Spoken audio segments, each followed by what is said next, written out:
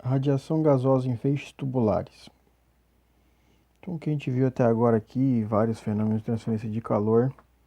Esse último é provavelmente o mais complexo, que é a radiação gasosa em feixes tubulares. O que é radiação gasosa? Quando a gente fala de radiação, a gente sempre imagina que tem um corpo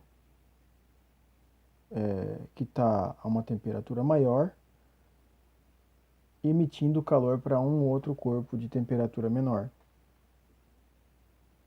No caso da radiação gasosa, o elemento responsável por ser o corpo quente, emissor, é o gás. O gás e tudo que ele carrega. Então, é bastante complexo esse mecanismo de radiação gasosa para transferência de calor para os feixes tubulares. E dos gases que a gente tem compondo o nosso gás para fazer a radiação, os mais importantes são o gás carbônico, o CO2, e os vapores de água que tem presentes nos gases de combustão. Então, a radiação gasosa ou a radiação em meio participante representa a parcela de energia trocada com as paredes na forma de ondas infravermelhas. Se torna mais significativas conforme a temperatura e a concentração dos gases CO2 e água aumentam. E os demais gases são transparentes à radiação térmica, vamos chamar assim.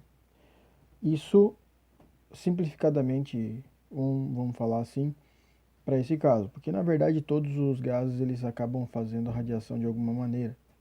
Mas eles estão muito pouco em relação ao CO e à água, certo? Então eles são considerados, a título de projeto, transparentes à radiação térmica. Então, por ser um problema complexo, deve-se tratar o invólucro como sendo formado por superfícies cinzas, né? Então, assim, aqui a gente vai ver uma lista de coisas que vai mostrar o quanto é complexo e o quanto a gente vai ter que simplificar para poder calcular a radiação gasosa, tá? Então, a gente tem que admitir que o invólucro são formados por superfícies cinzas, ou seja, que tem emissividades entre 0 e 1, mas não 0 e não 1, porque o 1 é corpo negro. Ocorrem múltiplas reflexões, ou seja, a radiação vai bater num corpo, parte da radiação vai ser refletida para outro corpo e várias vezes esses raios vão se rebatendo, né, múltiplas vezes. Deve-se considerar a absorção espectral do gás sob temperaturas variáveis, ainda tem que considerar as temperaturas. Uma técnica muito utilizada da solução é o método de zonas, que separa em pequenas zonas, dividindo o invólucro em diversos volumes, mais ou menos o que a gente viu lá no começo, as malhas, né? Admite-se que cada volume é isotérmico, tem a mesma temperatura, determina-se os fluxos radiantes trocados entre os volumes. O método é eficiente, porém nada prático para obter respostas rápidas. Ou seja, isso aqui é uma literatura um pouquinho mais antiga, não existia computação. Hoje, ainda assim é demorado, mas não tanto quanto na época. Se fazia isso na mão, literalmente. Tá?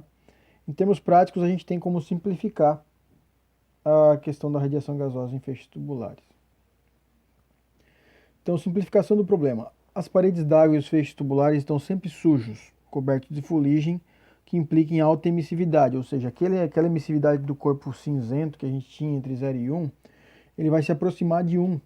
E a gente pode considerar que isso condiciona ele a ser um corpo negro.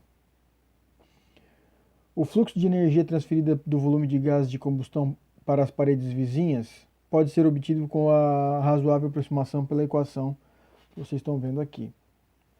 Então está aqui o meu cálculo da radiação gasosa em feixes tubulares, tá? Onde o calor trocado por radiação é igual à constante Stefan Boltzmann, né, que a gente já tinha visto, a área da troca de calor em metros quadrados, vezes aquele F, que é o fator de correção para invólucros cinzas.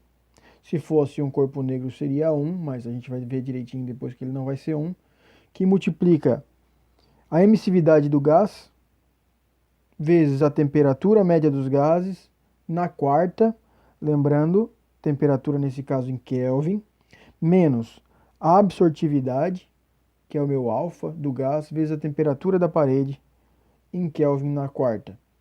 E aqui aparece o conceito de absortância. Absortância é a razão entre a radiação que é absorvida por um corpo, quando incide sobre ela, dividido por toda a radiação que foi disponível, incidindo nesse corpo. Então eu tenho uma fração dessa radiação que é absorvida pelo corpo, dividido pelo total. Na verdade eu tenho um percentual de radiação absorvida. Isso é a absortância. Se a absortância for 0,5, por exemplo, quer me dizer que eu tenho 50% da radiação incidida sobre um corpo sendo absorvida por esse corpo.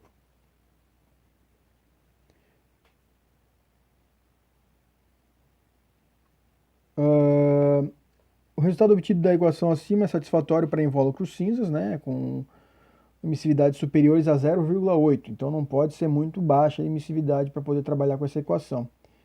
E também a gente pode, desse modo, a gente pode utilizar o F como sendo ali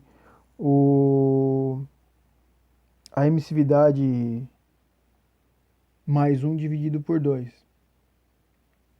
Então a gente vai trazer esse fator ainda um pouco para cima um pouquinho mais para cima, considerando que a minha emissividade vai ser um pouquinho mais alta do que 0,8, por exemplo, né?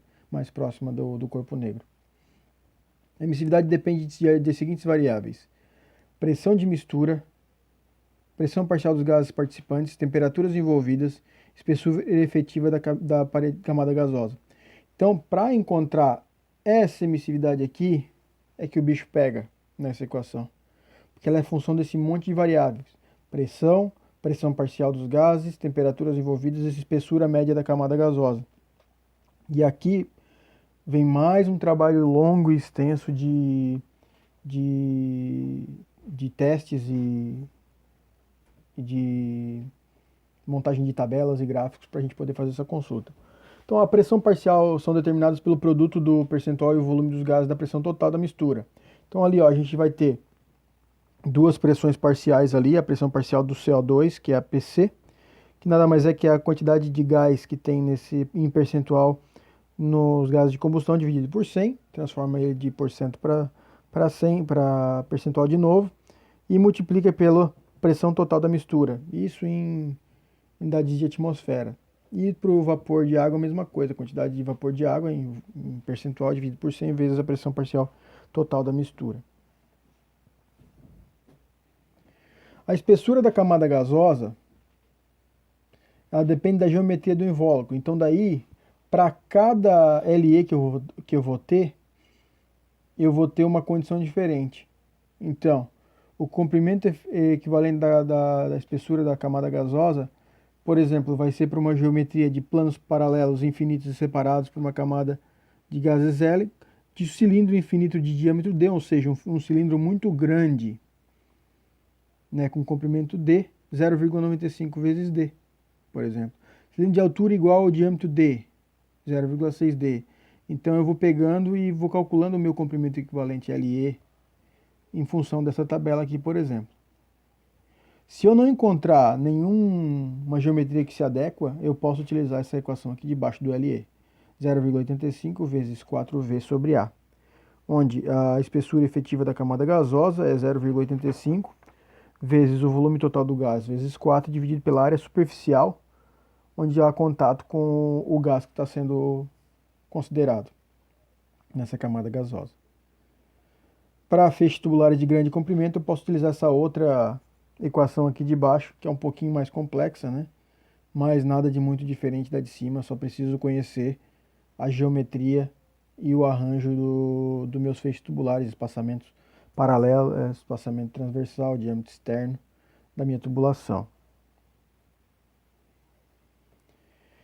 A emissividade, então, eu vou poder calcular por essa equação aqui, que é o FC vezes a emissividade do CO2 mais FW vezes a emissividade da umidade menos o delta emissividade. Então, para o primeiro aqui, a emissividade do CO2 a temperatura T e pelo produto PC vezes LE, eu vou ter que encontrar nessa tabela aqui, qual é o valor da emissividade de CO2. Então, se eu tenho, por exemplo, uma temperatura de 600 graus e uma PC vezes LE de 0,09, por exemplo, eu bato aqui e encontro uma emissividade próxima de 0,1 e vou poder substituir aqui na minha equação. Para o W, mesma coisa. Preciso da temperatura e do meu PW vezes LE. Vou conseguir encontrar o meu segundo fator. Para o caso dos fatores de correção do CO2 e da água, tem essas duas tabelas aqui. Mesma coisa, eu preciso da pressão atmosférica que está trabalhando, número de atmosfera que está trabalhando, e também dali do PC vezes o comprimento equivalente da camada gasosa, para cada uma das linhas que está tendo o projeto, encontro o meu FC e meu FW aqui.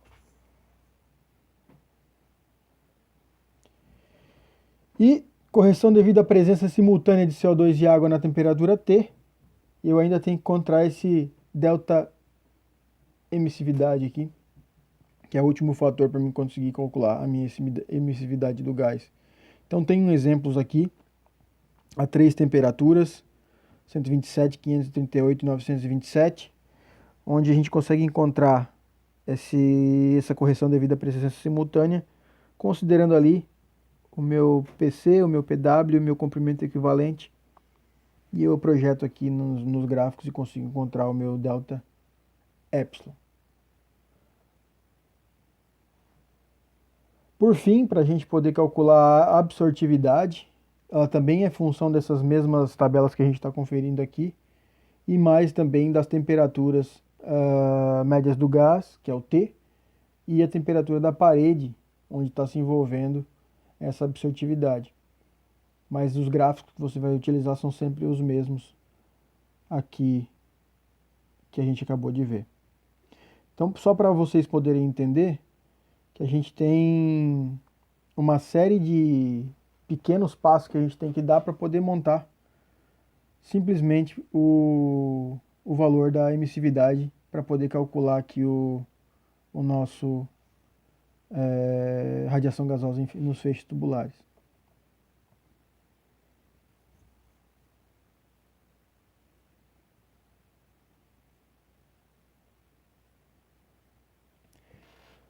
Então, o calor trocado por radiação gasosa pode ser calculado para o CO2 em função dessa outra equação aqui também. Todas as variáveis ali já estão implícitas nos gráficos. E para o gás da água também, no caso do vapor, nessa outra equação segunda que a gente está vendo aqui nos slides. Então, pessoal, só para finalizar aqui, a gente viu que a transferência de calor em caldeiras ela é são fenômenos bastante complexos, né? Principalmente quando a gente trata de radiação. E muito trabalho foi feito para poder levantar essas tabelas aqui. E o que a gente tem de mais moderno hoje, e eu acredito que são o que vão nortear os dimensionamentos de caldeiras de grande porte nos próximos anos, já acontece muito suporte para fazer esse tipo de projetos, são as simulações numéricas com computadores, os supercomputadores, né, fazendo isso, melhorando os modelos matemáticos, que a gente consegue simplificar muita coisa que a gente precisaria de testes para poder realizar. Então a gente faz um modelo e isso, gasta um computador e consegue projetar alguns equipamentos, deixando de investir, por exemplo, milhões em plantas de teste, né? Claro que a gente vai gastar milhões também com supercomputador, mas a gente pode usar ele para multi-projetos, né? Botando na fila, você vai calculando tudo que precisa, devagarinho você vai conseguindo melhorar os modelos até que eles conseguem ser bastante fiéis e representar o que vai acontecer na realidade. Grande abraço, até a próxima.